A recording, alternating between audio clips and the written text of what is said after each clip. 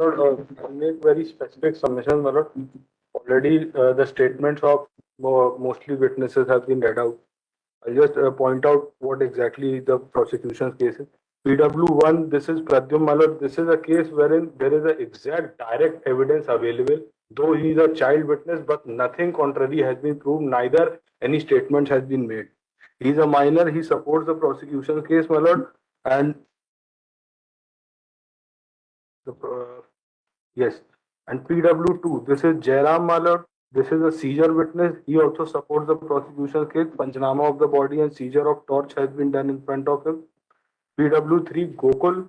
He also supports, also confirms that the accused was threatening the deceased one night before. Also confirms the statement given by PW1, which is the Pradyum Malad. He also confirms, he contradicts.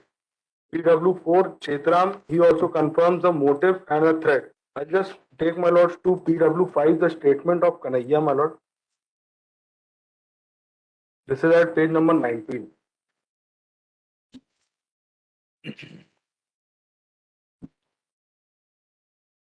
Yes. There are two things which are supporting the prosecution's case, my lord. First, I say that PW1, who says that he has seen the incident from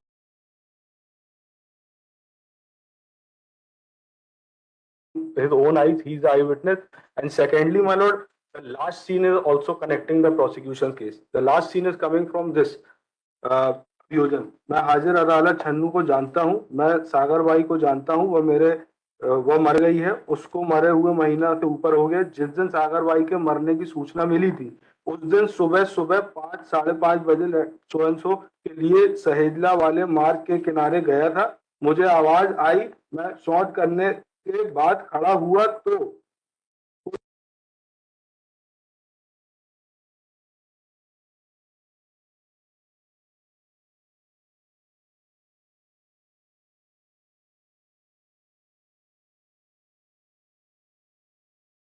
in front of him, nothing contrary has been proved. And PW7 is Mayaram, husband of the deceased. He also supports the entire prosecution case, my lord. Nothing contrary has been done. PW8 is Sukram, Caesar witness. X is recovered in front of him, that is PW14, and blood-stained clothes at PW15. I'll just take, my lords, to the report, my lord. This is at page number 61. This is exhibit P25. The axe and bloodstain, which already my lord have seen, but I'll just point out, this is page number 61. रक्त धब्बों की प्रजाति, धब्बों की प्रजाति हेतु प्रशिक्षण किए गए निम्नलिखित परिणाम पाए गए। A, B, C and G पर मानव रक्त पाए गए, and A is कुल्हाड़ी, B is shirt pant and G is रक्त प्रोटेल। घटनास्थल, now my lord, PW9, that is Dr. Ashutosh Khare. He has carried out the PM report. Several injuries has been pointed out, my lord, and he has also given its finding that has occurred due to injury on the vital parts. Thereafter, PW10, Rajendra Narayan, he is ASI. These are all, my lord, witnesses of the police.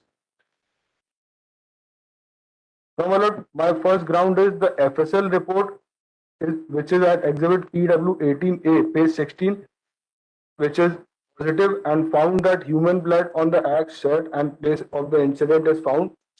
PW3 confirms the motive and threatening of the kill. PW3, my lord, I'll just take page number 12. Yes. मैं रात को सागर by के घर पर था। मायाराम मेरा साड़ू भाई लगता है, सागर बाई मेरी साली लगती है। मैं आज अदालत आरोपी छन्नू को जानता हूँ, सागर बाई मर गई है। मैं रात को सागर बाई के घर पे था। सागर बाई घर पे मेहरबानी के लिए गया था। छन्नू सागर बाई को गाली दे रहा था। सागर बाई भी छन्नू को गाली दे रहा था। छन्नू सागर बाई को बोला कि तुझे मैं मार डालूंगा। मैं रात को खाना खाकर सागर बाई के यहाँ पर ही सो गया था। इस बात को लगभग 3 महीने हो गए हैं। प्रद्युम्न ने आकर बताया कि मम्मी सागर बाई को छन्नू ने कुल्हाड़ी से काट डाला है। इस बात में मेरा साड़ू भाई मायाराम रेलवे स्टेशन के पास स्कूल के पीछे वह गया। सागरबाई मेरी पीड़िता थी तथा सर पे लगभग 3-4 घाव कुल्हाड़ी के घाव थे। फिर सागरबाई की लाश को देख के बाद मेरा साला सुरंसु बताया ग्राम रोहिंगी गया था। फिर राम सिंह सुरंसु ने बाद में राम सिंह घटनास्थल आया और लाश देखी थी। मुझे नहीं मालूम कि सागरबाई और प्रद्युम्न वहां क्यों गए थे। So I just say, my lord, whatever the statement has been given by PW1, that has been corroborated by this PW3, and the case of the prosecution is made out, my lord. PW4, PW4 also confirmed the same story, my lord. PW4 is just the next page. I won't read out the entire statement, my lord, because that has already been done. But just the relevant part, my lord. This is at page number 6. घटना के दिन शाम को सारा व चन्नू के बीच हाँ the paragraph page number 16। हमने सागरबाई की लाश को देखा तो सिर पे 3 जगह कुल्हाड़ी से मारने के निशान थे। घटना के एक दिन पहले शाम को सागरबाई और छन्नू के बीच गाली गलौज हुई थी। So by this statement, I am just trying to demonstrate, my lord, that motive was already there and the intention was also there, because they already have a scuffle and a fight just day before yesterday, which has been proved by several witnesses, my lord. PW5, I have already read out the statement, my lord, that the last scene of the person with the axe was also done. I say, my lord, that no suggestion in the statement of PW1 was ever given that he was tutored, my lord. This is also coming out that he was a child witness and he cannot be believed. I say, my lord, that if there is no corroboration and if there is no discrepancies found in the statement of PW1, then his statement, there is no reason to disbelieve the statement. No suggestion also, no anything like has been given that he has been tutored by anyone. In that, my lord, I just point out the judgment.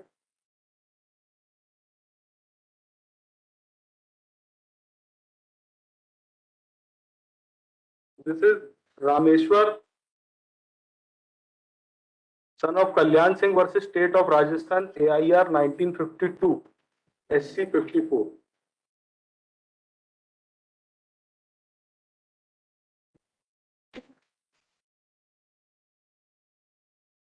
By this, I am trying to demonstrate, my lord, that the provision of Section 5 of Indian Oath Act, the Section 118 of the Evidence Act, and held that every witness is competent to depose unless the court considered that he is prevented from understanding the question put to him or from giving rational answers. I am mentioning to paragraph number, my lord, 1, 2, 3, 4, 5. Next page, which I have given, supplied the copy, my lord, print out. May I just read out the paragraph? My lord, there is no mentioning of 1, 2, 3, 4, 5, 6. This one, lord, first page, last line. The proviso quoted. Yes. The proviso quoted above must be read along with Section 118 of the Evidence Act and Section 13 of the Oaths Act. In my opinion, any omission to administer an oath, even to an adult, goes only to the credibility of the witness and not to the competency. The question of competency is dealt with in Section 118. Every witness is competent unless the court considers he is prevented from understanding the question put to him or from giving him rational answers by reason of tender years, extreme old age, disease, whether of body or mind, or other cause of the same kind. It will be observed that there is always competency in fact unless the court considers otherwise. No other ground of incompetency is given. Therefore, unless the Oath Act adds additional ground of incompetency, it is evident that Section 118 must prevail. So, my lord, that nothing is there on record and no suggestion has been given to the child witness that he was incompetent of giving any statement. Neither any mental disability, neither any disease, nothing is there. And this judgment refers to the same, my lord.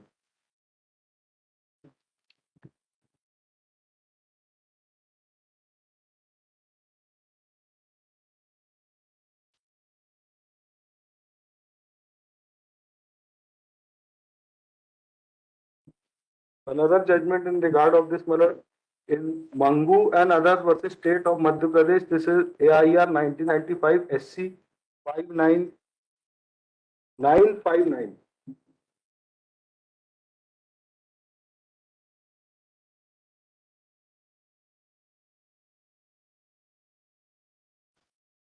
Yes.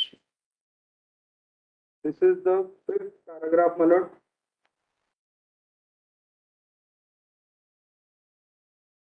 Just above the sixth paragraph. I'm reading the 10th line from there. My lord. We have carefully gone through the evidence of PW2. He has deposed so and so, so and so, so and so. Therefore, we have to accept that PW2 was present and witnessed the occurrence. If that is so, the discrepancies pointed out by the learned counsel regarding the number of blows inflicted on which side of the face was used to insist are not at all material, and at any state they do not affect the veracity. Views from this angle, we would not agree that the medical evidence in the entire conflict with the ocular version so and so, so and so. The learned counsel also pointed out that PW2, being a child witness, there was every scope of tutoring, and the fact that he has been admitted, he was in district headquarters for about 12 days before affecting the evidence also shows that he must have been with the police for a purpose of tutoring.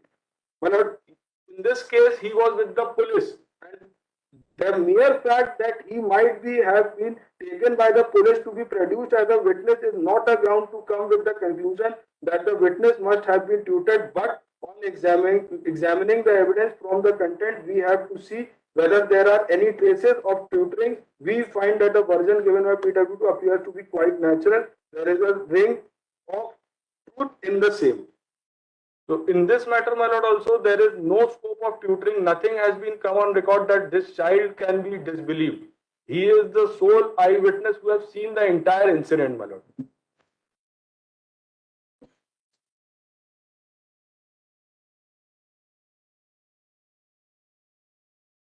The last I am referring to, my lord, this is Satpal versus State of Haryana. This is 2018 60610. This is in regard to last scene, my lord.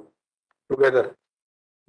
Court has not given any finding about last scene. Yes, not. But I say, my lord, the case of the prosecution is based on basically these two things, because there is a direct evidence by the PW1 and also which is confirmed by this PW5, my lord, who says that I have seen this person going with an axe.